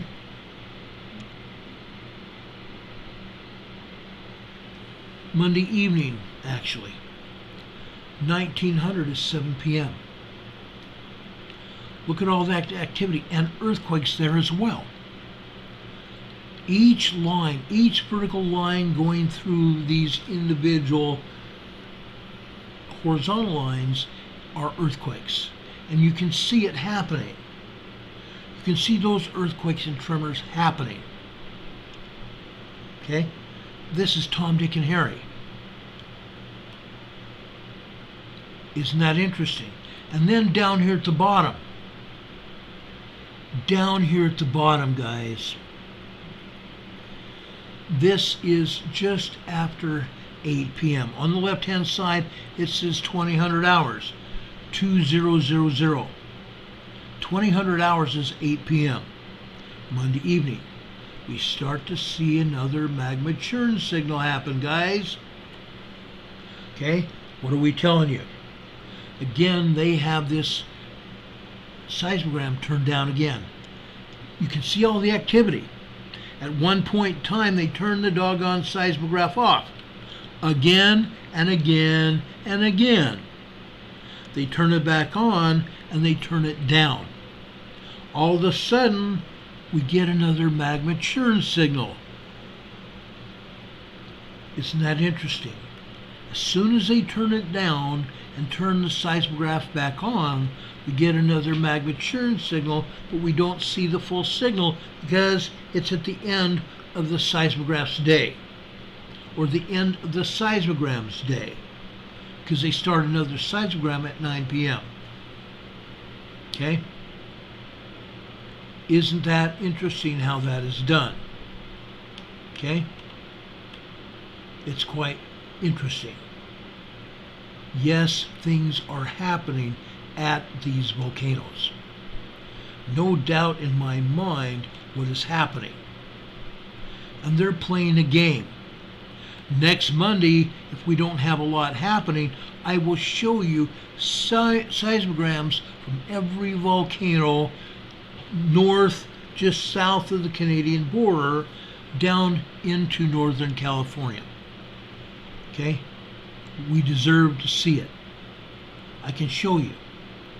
Let's pop down to Mount Hood. Okay? I want to show you two seismograms. First one is I'm going to show you Timberline, which is on the lower south side of Mount Hood. This is Timberline, guys. Okay?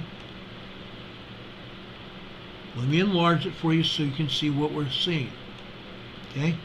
At the top, this seismogram started at 9 p.m. Okay? It didn't start showing actually until almost 9:35, 9:40. Okay? But you see these thicker lines here. It shows a lot of magma coming into the magma chamber, doesn't it? Then on the 9:30 line, we're seeing thinner lines going into thicker lines here. Magma pulse signals. Okay? You see a lot of that here. Then all of a sudden the lines get thinner again. Then we have some episodes where there's more magma coming into the magma chamber. You can see it. And then the lines thin out again. Okay? That happens throughout the night here and into the morning hours. Okay? Even after 7 a.m. Monday morning. Okay? The line is very thin. It gets thicker about 5 minutes after 7. It gets thicker for about 4 or 5 minutes, and then it gets thinner again. We have some minor tremors that happen as a result of rock fracturing from the magma coming into the volcano, fracturing the rock inside the volcano. Small tremors. Okay? Then it gets quiet for an awful long time. I believe they probably turned down the seismograph again, because for several hours there's a lot less activity. Nothing much at all. Okay? Then guess what? Just after 11 a.m., all of a sudden we see more activity, don't we? Timberline is usually notorious for seismic activity because of magma coming into this volcano, Mount Hood. Look at this, guys. We have a lot of magma coming into Mount Hood on Monday. You see tremors hitting here too. Tremors from the magma fracturing the rock inside the volcano. It's called volcanic uplift. Yes, the actual volcano grows higher. It gets taller. Okay? Rock fracturing. Then they play a game with us. They turn it down for a little while, turn it up for just a short time, and turn it down again. That's what we're seeing here.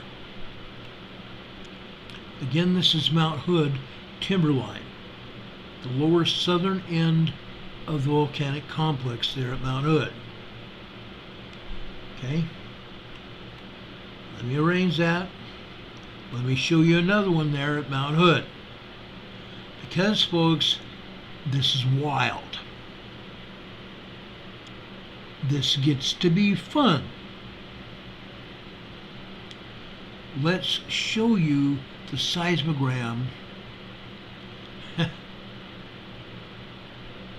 that is at Palmer Lift. This is north of Timberline. Palmer Lift, ladies and gentlemen, look at this. Palmer Lift. Crazy as it seems, guys, this is wild. Okay? Let me widen this out so I can show you this. Okay? This seismogram is turned way, way down. You see these horizontal lines not showing much activity at all. Just after 2 a.m. in the morning, Monday morning, this week, you see some magma coming into the magma chamber here. Well, I'll be darned. We see a minor tremor there in the center of your slide there. Let me scroll this up. You see some other minor seismic activity caused by the magma coming into the magma chamber. And you see some more of these tiny vertical lines, tremors happening here. Okay? The lines here start to get thick here. They turn up the seismograph some. We start seeing more and more magma here, don't we? The lines here a little bit thicker, a little bit. Then all of a sudden, out of nowhere, look what happens. For almost 2 hours, we have a lot of magma coming into this volcano. I verified this, guys. I wanted to make sure that they hadn't played games with us. I went and verified the magma. This happened. This happened. A lot of magma came into Mount Hood Monday afternoon. It obliterated the white lines, didn't it? You see vertical lines going through these horizontal lines at the bottom. Tremors and even possible earthquakes here. With that much magma, we may have had some earthquakes here at Mount Hood. Okay? Then look what happens after that. They turn the cotton picking seismograph down to where it's not hardly giving us any information at all. Hardly a blip. Meaning the agency has been lying to us. Magma does not stop flowing into the magma chamber just because the USGS said it stopped. It does not stop like this. It does not stop like this, guys. Let me leave this and show you something. Okay? What I'm going to show you is this. Magma does not stop. In that case, you saw a ton of magma come into the magma chamber for nearly 2 hours. When magma slowly slows down, the line gets thinner. The line gets thinner over time. It doesn't stop. The line slowly gets thinner. It did not happen with that seismograph. Look at that. The line did not slowly get thinner. Okay? So they lied again. That's what they do. It's almost what they do best, is lie and lie and lie. That's our government. I hate saying that, it's our government. If one agency lies, they all lie, unfortunately. I hate even saying that. Anyway, that's Mount Hood. We're in Oregon. We're in Oregon. Let's go south to look at Newberry Crater, also a volcano. And earlier this year, they issued a possible yellow eruption advisory because there was so much activity at Newberry Crater. Look at this seismogram here. This is incredible, guys. This is another one that's not even crazy. It's almost borderline stupid. This is Sichel, the cinder cone crater at Newberry Crater. Look what we're seeing. These lines are very thin, aren't they? They're showing some magma, but they're still very thin, meaning that they've got this thing turned down. Okay? Then, if you watched our program on Monday, we had a major earthquake down south in the southern hemisphere. And guess what? That major earthquake was recorded on seismographs around the world. That earthquake was recorded around the world and even on this seismogram here. And that's what we're seeing with this jumbled up line. Okay? The VOF waves here. I believe at that point in time they turned the seismograph up because they wanted to watch what happened with that other earthquake. Because all of a sudden the lines got thicker, didn't they? Yeah. And then what happened after that earthquake hit? We started getting more and more magma coming into the magma chamber of Newberry Crater. Look at that. And corresponding tremors as well. We don't see any real earthquakes, but we see tremors here. Okay? Newberry Crater is south of Mount Hood, guys. Okay? The one south of there is called Sisters Volcano. There's Mount Hood, then we come to Newberry Crater, then we come to Bachelor Mountain or Bachelor Volcano, and then we come to Sisters Volcano, going south. But look at all this magma that was generated into Newberry Crater. And then, just like the other seismographs before, they turned the seismograph off Monday night. They turned the subject matter off, so it's not recording anything.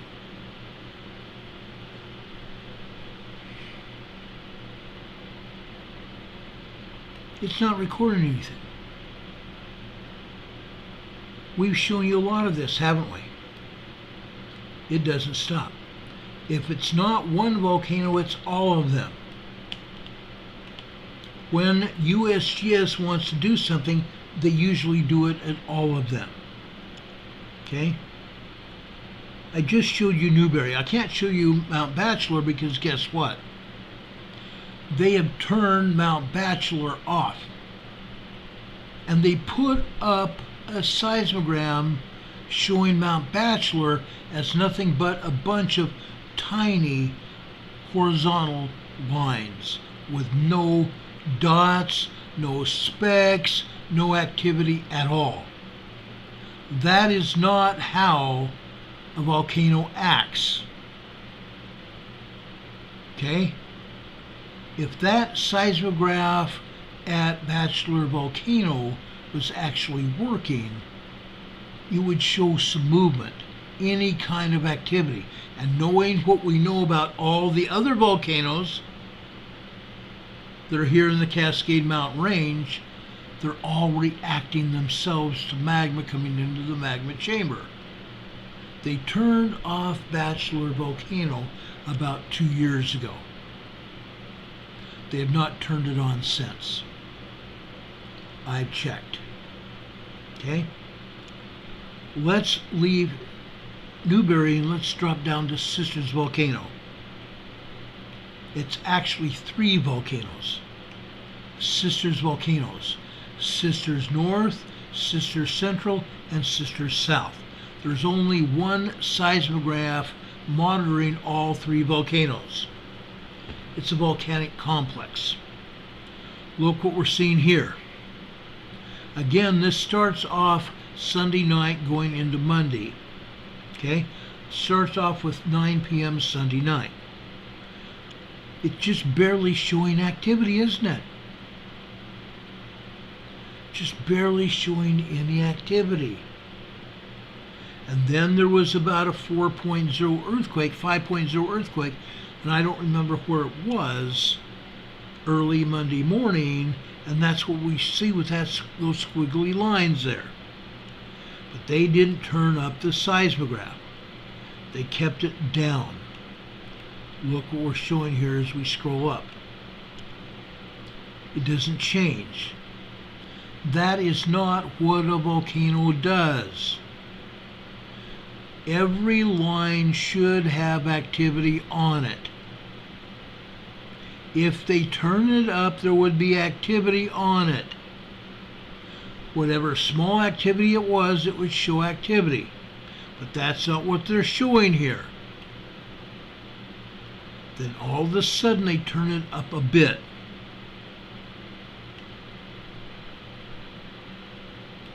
Monday afternoon they turn it up. Look what we're seeing Monday afternoon into Monday evening. A lot more magma, huh? A lot more magma. If they had kept the seismograph turned up, every line above this would have had activity on it. Okay? Volcanoes are like creatures of habit. They don't die down to nothing. Okay? It's the agencies that don't have any sense. And like the others, they turn off the seismograph here as well, Monday night. The same way they did at the other volcanoes. They turned them off. Isn't that all happy sassy? Happy days are here again. USGS in control, not showing us anything. One of these volcanoes blow, guess what? People will get killed.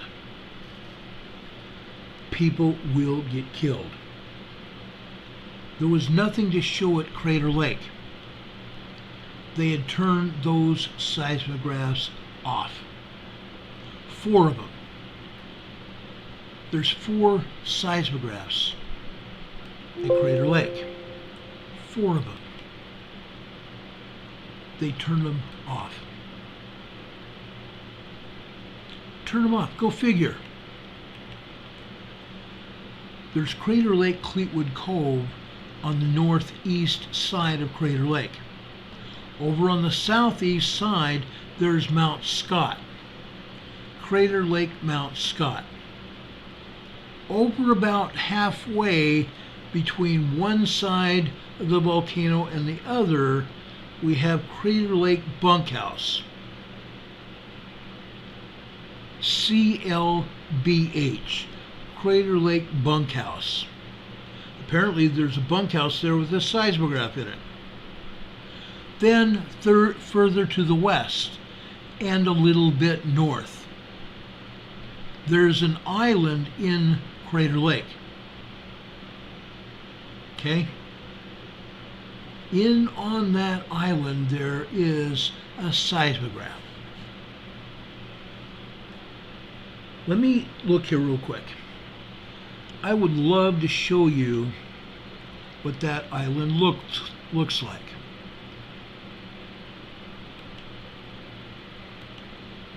And I have a picture of the island.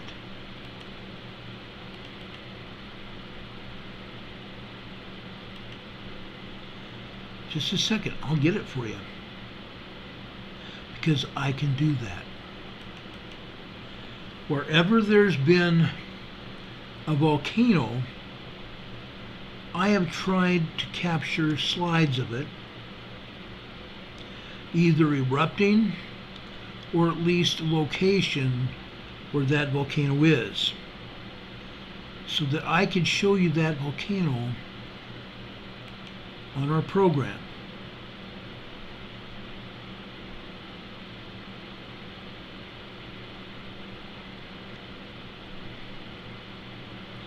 I've got a mosquito that's flying around it's either a mosquito or a tiny fly that's flying around in front of my face. And if you see me reach out and grab that mosquito or that fly, he's a dead fly. He's a dead fly.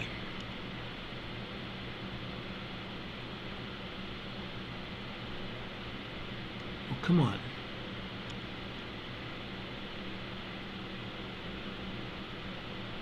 Guess what? I guess I don't know where that is. Hold on, I think I can find it.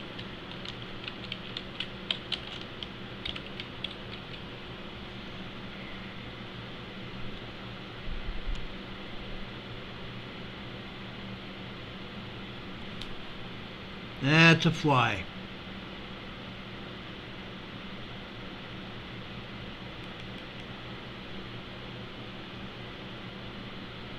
Okay, come on.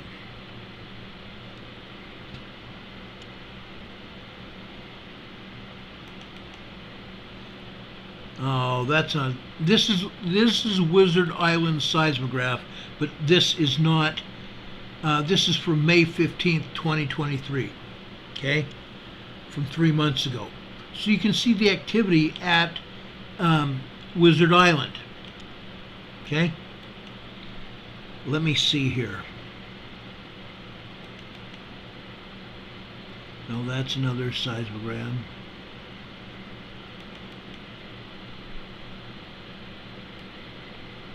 Okay, this is what it shows when there's nothing there, when they shut off the seismograph.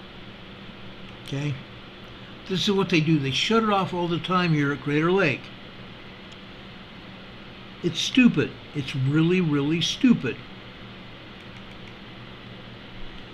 Okay, here's the map. This is the USGS map showing where Crater Lake is. It's a huge lake. The top of the volcano is where the lake is. It's a tall alpine lake in south central Oregon. Okay? Where groundwater and rainwater have accumulated over generations, and now there's a huge lake there. Huge lake. Okay? And then walls of the volcano up and over that. You have to hike down those walls, and I think there may be even some paths to hike down or drive down, I think. I've never been there. Okay? Let me just see if I have another.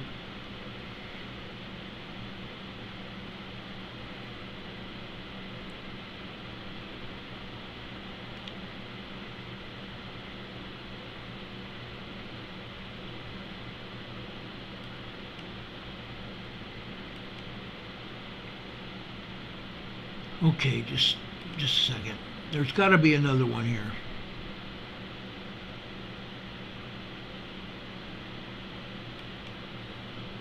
I know I've got pictures of Crater Lake.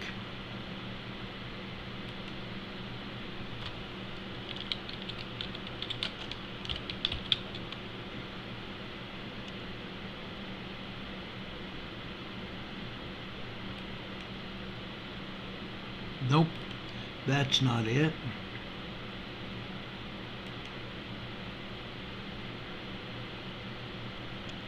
There it is. There you go. I found a picture of Crater Lake. That's how the lake is. It's got a huge rim around it. Okay? That is Wizard Lake there, or Wizard Island in the middle of Crater Lake. Okay? That's actually what it looks like. It's a beautiful lake over there in South Central Oregon. Big, huge alpine lake. Okay? They have 4 seismographs. 1 on the lake, 2 on the southwest and southeast side of the lake, and another one on the northeast side of the lake. Okay? But they turn them off. That's what they do. Okay? Anyway, it's 8:30. Does anybody have any questions for me in regards to anything that we've shown you tonight? Does anybody have any questions? Tomas S. is saying, Donna Howard, something similar to the air after a big storm is also healthy. Okay? I think she may have been talking about ionization of the air after it rains. It smells so good. I love it. Donna Howard's asking, what does the beeswax help with? Feeling really dizzy and nauseated tonight. Beeswax has a lot of minerals in it, and it helps you clear your mind. I don't remember the exact minerals, nor do I remember exactly how it helps. I'm setting my disaster helmet on the floor here, but yes, it does help to clear your mind. Okay, Tomas says it can deionize the air. Okay, ionization negatively takes the magnetic particles out of the air that you're breathing that might be causing you equilibrium problems. Okay? Vicky K says, I was blown away when I saw Crater Lake. Oh yeah. A lot of people are. A lot of people are. I didn't get up next to it. I was at the lower part of the volcano, but I didn't get up next to it. I wish I had. Yeah, it could be a fly drone. I'm going to kill that fly. I'm going to ionize that fly.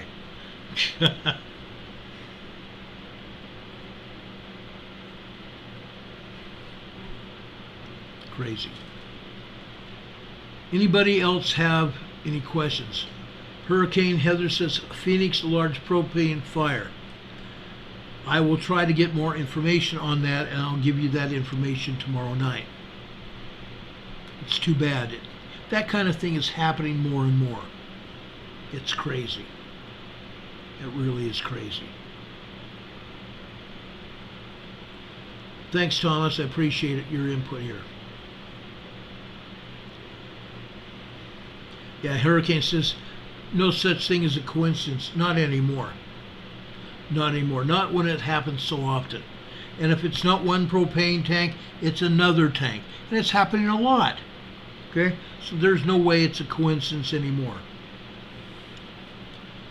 Rob says it's still burning in 118 degree temperatures out there in the desert. Oh yeah, it's hot. And Johannesburg had another incident too. Wow. Okay, I'm gonna have to get on that and find out what happened. But I'll get into that, I promise you that. I'll talk about it more tomorrow night. Folks, there are a couple scriptures that I would love to share with you.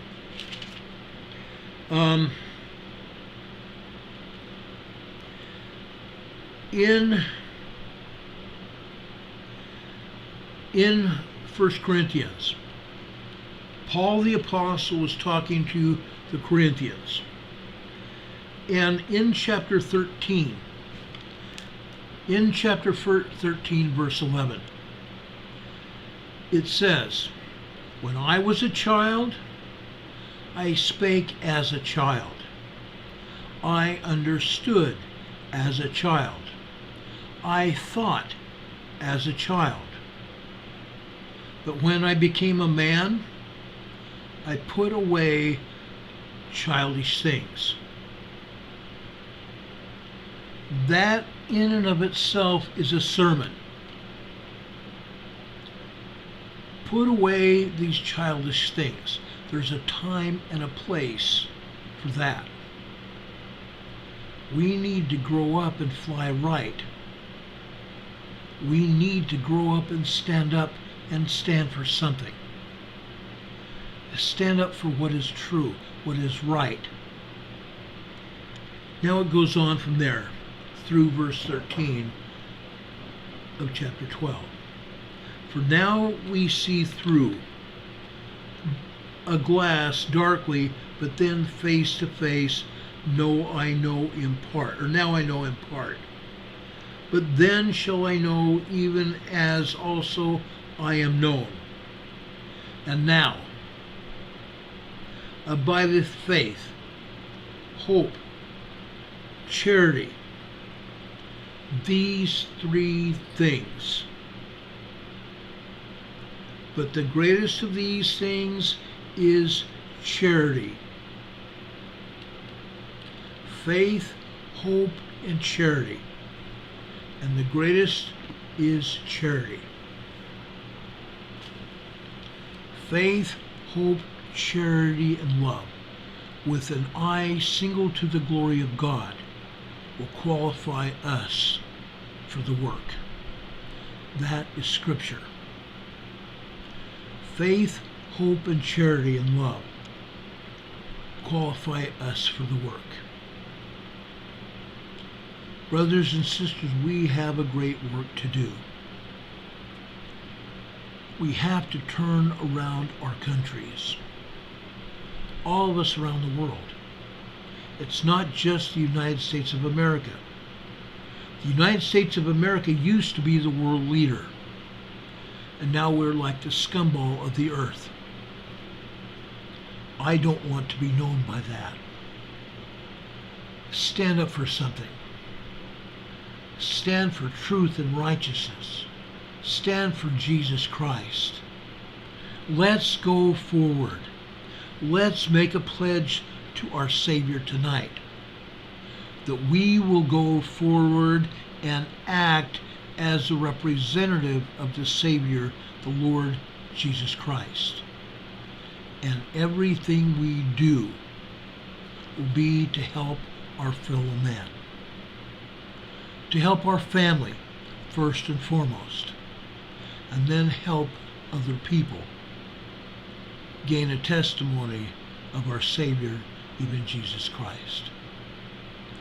May we make this our goal, to better our countries in doing so, and turn our countries around to the values that we want to represent. May God be with you this day.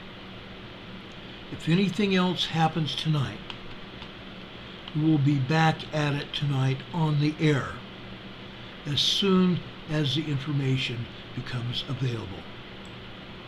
As soon as the information becomes available, we'll be back on the air to tell you about it. Until then, I hope you have a good night. and a better tomorrow. Folks, we love you. We care about you. Please share this program widely. First, make sure you're still subscribed. Folks, there are an awful lot of people that watch this program that are not subscribed to this program. If you're not subscribed, ladies and gentlemen, please subscribe to our program. Then, when you subscribe to our program, right next to it should be a little tiny circle with a bell in it. Click on that bell. It's a bell icon. When you do that, a drop-down menu of 3 items will appear. Click on the word ALL, all. That should get you notified when we come on the air. Okay? Do that. That way you get notified when we come on the air. To give you a hint, just a hint, we come on the air between 6 and 7 o'clock every weekday evening. If there's something else that happens that's important, such as a large fire or an explosion at a chemical factory, an oil and gas refinery, a tornado blast that is going through towns and ripping them off. Yes, that happened. Guess what? The county of Nash, North Carolina, saw what happened when a tornado tore through the county.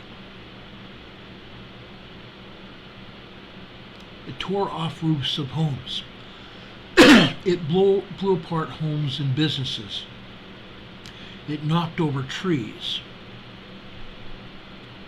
If any of you get medicine from Pfizer, your medicine might be delayed because it tore the roof off of the Pfizer building in Nash, North Carolina. That's what tornadoes do. Guys, we talk about this. We want to talk about it because it's important. It's vital to our survival that we know what is going on around us. Folks, let's make sure we do. Let's talk about it. We'll come on the air and tell everyone what's going on as soon as we have the information. Okay? So please subscribe, hit that notification bell, and be also known. On Sundays at 12 noon, we do a Sunday school class here that's called Come Follow Me, the Savior Said. We're talking about the book of Acts through the next week or so. Then we'll go into Romans. Some of my very favorite scriptures lie in these books, so stay tuned. I hope to see you in those Sunday school classes. I hope to see you here tomorrow. Same time, same bat station, between 6 and 7 p.m. tomorrow night. I hope you guys have a wonderful night and a better tomorrow. Until then, folks, you take care. Enjoy each other. Enjoy your families. Please. God be with you till we meet again. We will see you around the corner. Good night, everybody. God bless.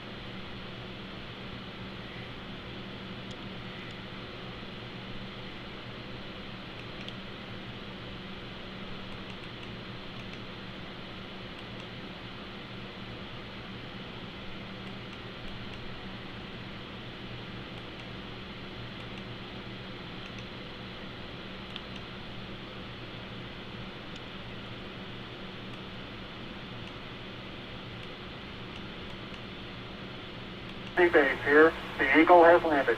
Roger, Tranquility. We copy you on the ground. You got a bunch of guys about to turn blue. We're breathing again. Thanks a lot. After Armand, take care of the descent.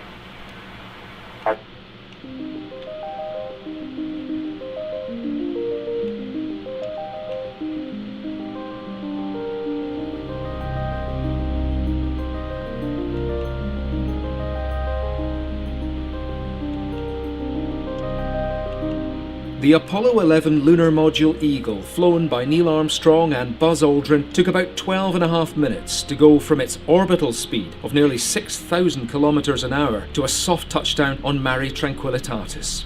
This was the first Apollo landing, and it would prove to be the most arduous. Prior to its descent, Eagle was orbiting the Moon around the lunar equator in an east to west direction. This orbit's low point was only about 16 kilometers in altitude, a little over 50,000 feet, and would occur about 500 kilometers east of the landing site. Here, Eagle's main engine would be ignited to begin the descent to the surface, an event called Powered Descent Initiation, or PDI. Eagle's problems began even as the spacecraft appeared from around the Moon's limb. It had been fitted with metal sheets below its manoeuvring thrusters to protect its lower section from their hot exhaust, but these were interfering with the reception pattern of its dish antenna. Also, unknown to the astronauts, an error in their trajectory had moved the probable landing point 6 kilometers. You're looking good here. Okay, we're going to be busy for a minute. After Armand, take care of the descent.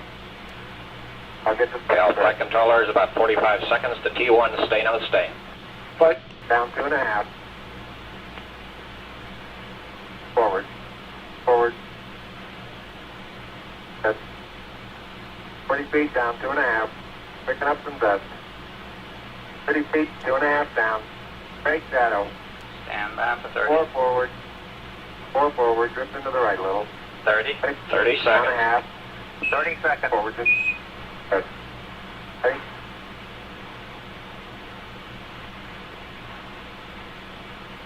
Contact light. Okay, engine stop. APA at a descent. Post control both auto. Descent engine command override off. Engine arm off. Port 13 is in. We've had shutdown. We copy you down, Eagle. Okay, everybody, T1, stand by for T1. Tranquility Base here. The Eagle has landed. Roger, Tranquility. We copy you on the ground. You got a bunch of guys about to turn blue. We're breathing again. Thanks a lot. Tranquility Base here. The Eagle has landed.